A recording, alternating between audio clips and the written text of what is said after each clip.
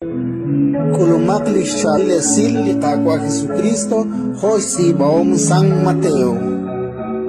Unak testihok mejik ila atin jorgesh panu ebli makaish papal. Nekesh koslan nakrikin lik ila atin te abi. Me junta peta bi erik prikine ban. Panak lejukwa ak nasnaw lik arun nikerahru chitoh mahin ket sama chiru.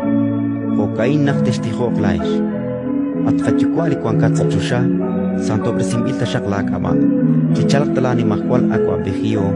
Chiushta la akwahum arin sa chichoch hosa chusha. Chaketa ke hon li kakwa rerhlal kutan. Ut chakuy chasat tali kamak holaus kakuy shmak li shemakok chiku.